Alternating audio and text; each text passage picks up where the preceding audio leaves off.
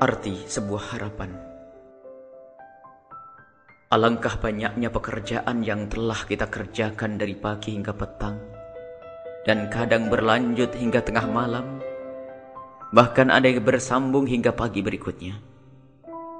Akan tetapi, adakah itu semua telah dibarengi dengan sesuatu yang amat penting yang akan menjadikan semua aktivitas kita bermakna? Ia adalah niat, maksud dan tujuan. Ia adalah ruh dari semua amal perbuatan kita. Disitulah tempat pandang dan penilaian Allah Subhanahu wa Ta'ala. Kemuliaan seseorang tergantung pada apa yang ada di kandung hatinya. Penarik becak, penjual bakso, seorang ustadz, pejabat, semuanya sama-sama jelek di hadapan Allah Subhanahu wa Ta'ala jika yang terkandung di dalam hatinya adalah rencana busuk, niat yang jelek, dan tujuan yang tidak baik. Begitu juga sebaliknya. Mereka sama-sama mulia di hadapan Allah Subhanahu wa Ta'ala jika yang terkandung di dalam hatinya maksud yang mulia. Rasulullah Shallallahu Alaihi Wasallam pernah bersabda bahwa karena niat yang terkandung di hati, ada beberapa pekerjaan yang terlihat sebagai pekerjaan dunia, akan tetapi dinilai oleh Allah Subhanahu wa Ta'ala sebagai amal akhirat. Dan ada amal yang terlihat sebagai amal akhirat, akan tetapi dinilai oleh Allah Subhanahu wa Ta'ala sebagai amal dunia yang buahnya tidak bisa dipetik di akhirat.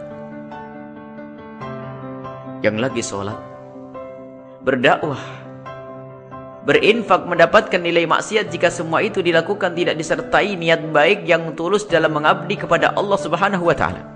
Yang hanya berurusan dengan pasar, sawah, dan perusahaan akan mendapatkan nilai jihad dan kemuliaan karena ketulusan hatinya dalam rindu Allah Subhanahu wa Ta'ala di penghujung harapannya. Marilah kita insafi makna ini, agar aktivitas kita ada nilainya di hadapan Allah Subhanahu wa Ta'ala.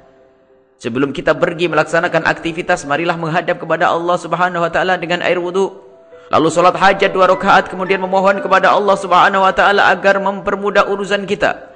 Lalu kita tutup dengan merenungi apa yang ada di hati kita. Sudahkah kita berniat yang baik dan rindu ridha Allah Subhanahu wa Ta'ala dalam aktivitas ini? Kemudian senantiasa sertakan makna ini sepanjang kita beraktivitas. Jika kita benar-benar serius dan tulus dalam merenungi ini, sungguh sepanjang kita beraktivitas akan terjauh dari pelanggaran kepada Allah Subhanahu wa Ta'ala. Sebab yang menuju Allah Subhanahu wa Ta'ala akan senantiasa mengambil cara yang diridhoi oleh Allah Subhanahu wa Ta'ala agar sampai kepada tujuan.